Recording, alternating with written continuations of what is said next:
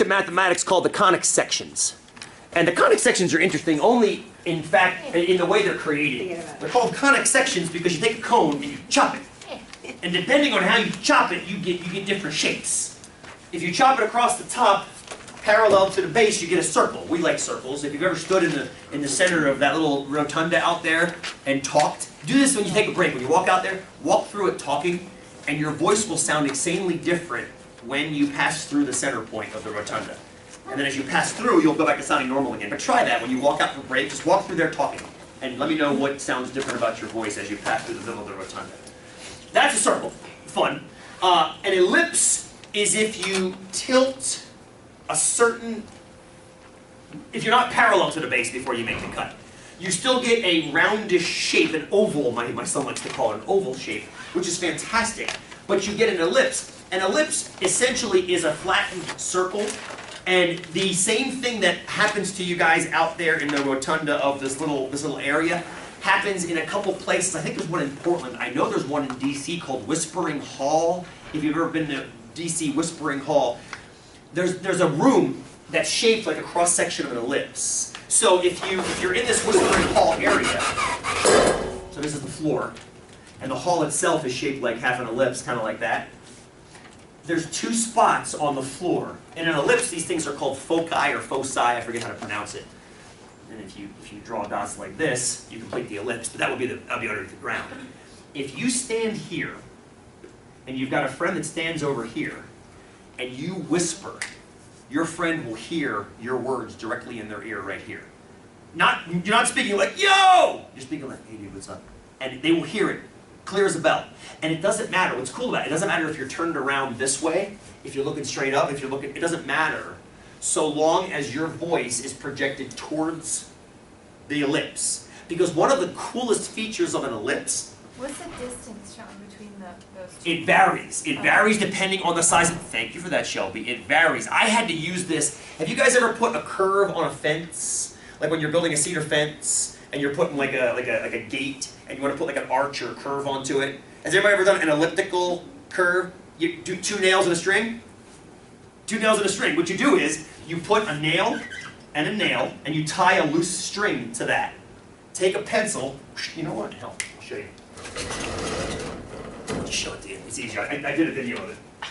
Because I wanted students to see how friggin' cool this is. Hang on.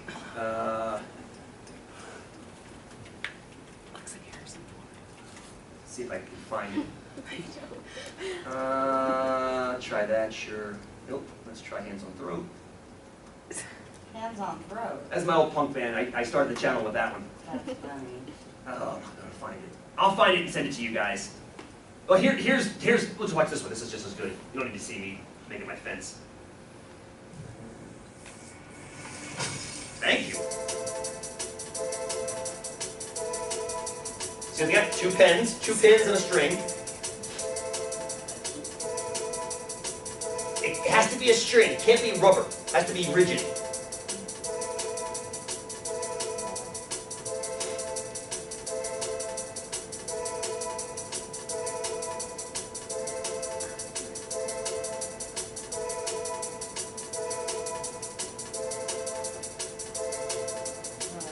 Isn't that cool as hell? Wow.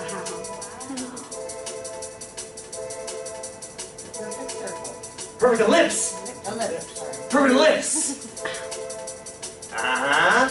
Now to answer Shelby's question, which was fantastic, how are the foci related to each other? The further out you pull them, and the distance of that string, as they change, you get skinnier or fatter ellipses. The closer the foci get to each other, the more and more the ellipse is going to look like a circle. A circle is actually called, mathematicians call it a degenerate ellipse, because those 2 points collapse on themselves. As you pull them further apart, you get a wider and wider circle, assuming the same length of string, if you will, if that makes sense. So that's how you can scribe out if you ever need, you can just send me an email too. If you're building a cedar fence, you got to put an ellipse on your fence, just give me a call, we'll come do it. Do some nails and some string. We'll do it together. But the idea is that's one of the conic sections. What's that? Bring your hammer. 2 nails and a hammer and some string is all we need. Now when I did my fence, the ellipse, I didn't want it to rise very much. I wanted it to rise like 6 inches, and it was something like 18 feet wide.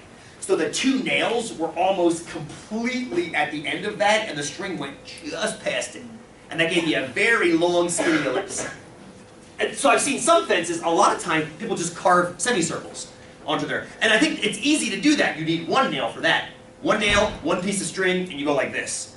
But the problem with that is you get, well, I call it a problem, and wouldn't that be a problem? It's a very, very steep curve. If you want a very minor curve, you need an ellipse to do that with. Make sense?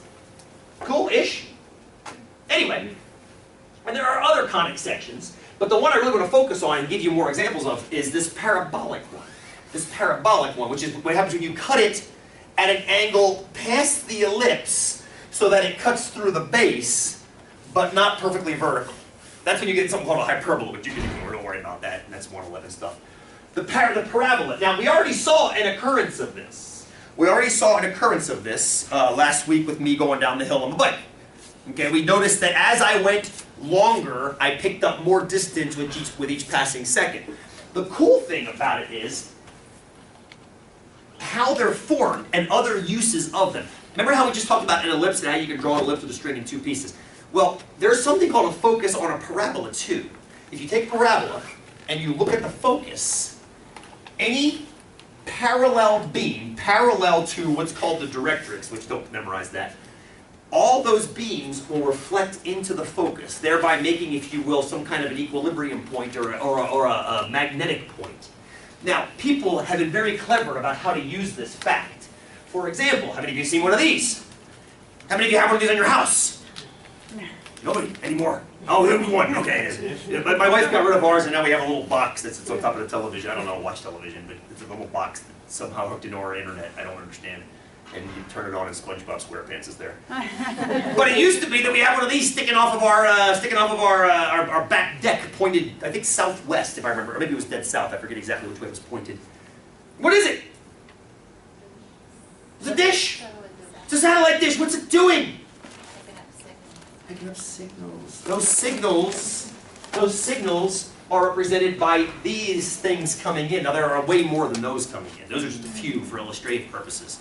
But what's happening? They're coming in, bouncing off, and heading towards the focus. Where's the focus of the satellite antenna? Right in the center. Somewhere out here. Now, you might think it's somewhere back here, but this thing is, that parabola on the last page was very, very curved. This one is very, very open. As a matter of fact, you're only seeing a little tiny bit of it.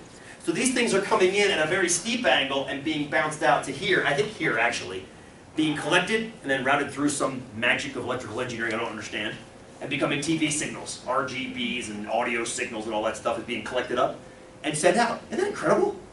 Those things are all just waves coming in, being collected out here and then sent into your house. Why parabola?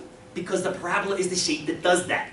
The parabola is the shape that reflects them all into a center point. An ellipse wouldn't work because it sends it two places. Then you're getting scattered signals. Well, radar works just the opposite. Hey, hold that thought. Hold that thought, Tom. Thank you. Because you don't have to be. These are the ones that collect and then send out. Parabolic mirrors. These are pretty slick, actually. These are fairly slick. This is a guy setting fire to a piece of cardboard by reflecting sunlight into it, collecting sunlight and setting. Now, there's a brutal thing that all boys do when they're very, very young with magnifying glasses, which is a similar idea in that the light comes in and then focuses it. Brooke? I did that. Or, I shouldn't be gender specific. This is a brutal thing that kids do with ants and magnifying glasses. But the idea is, it's the same basic idea in principle, is that you're taking light beams or sound beams or energy beams and concentrating them into one point. It's just that this one's point, and you see how up it is. It's not close to the mirror, it's far out, and again, because this thing is like this. There was a show on, and I forget what the hell it was called. Survivor was like what I call the first reality TV show. And it was so ridiculous that a group of scientists created a new one called Survivor Island or something, where they actually dumped scientists onto an old island, and they left them there and said, here, fend for yourself. And the scientists actually, unlike Survivor, did real work. And they created this out of trash they found on the beach. They found like washed up aluminum foil in cans and cut them open and made a parabolic mirror and cooked food on it. It's pretty amazing stuff. As a matter of fact, they used it to light the torch 2 Olympic Games ago.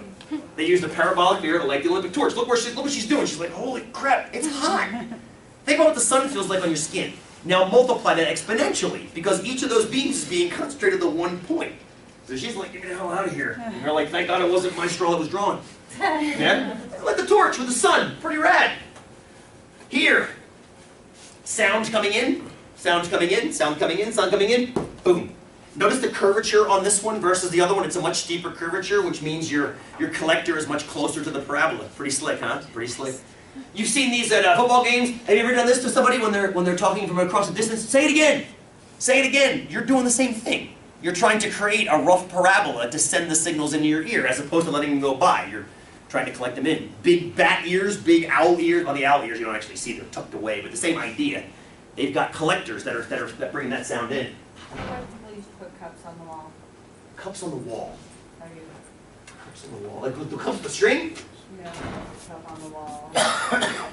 I'm guessing it is. Well, that's more just rough collection of sound rather than focusing it. Probably. Because otherwise you're not getting it at all. I guess I've never thought about that before. Now, you could also turn the parabola around. Rather than having the signals come in and collecting at a focal point, you could originate them at the focal point and send them out. This is what you're talking about, Tom. You can originate them at a focal point, send them into the parabola, and then send them out. Modern car headlights work this way. If you ever look at the inside of your car headlight, it's a parabolic mirror.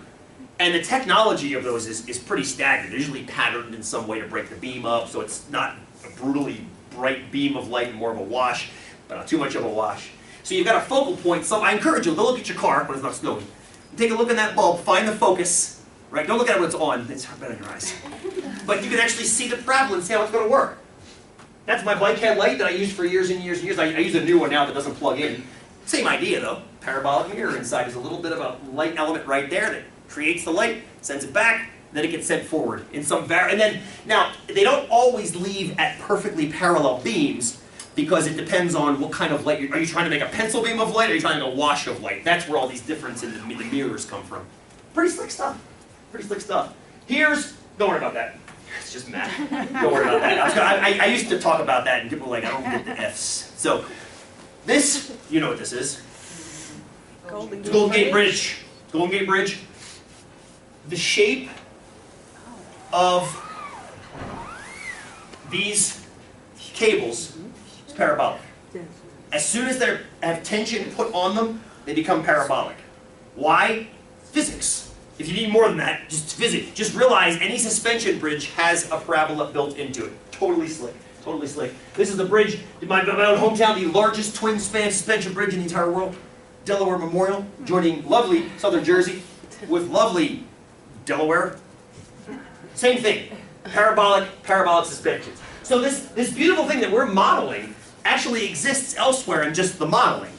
So every time you have a reflecting beam or something like that, take a look at the curvature of what's going on in those lights, because chances are it's some kind of a parabola. All right, take a break. Take 5. Go do a little experiment out there. See what you see. We'll come back, collect some more data, and see if you guys can decide what kind of model it should be. But let's pause for now.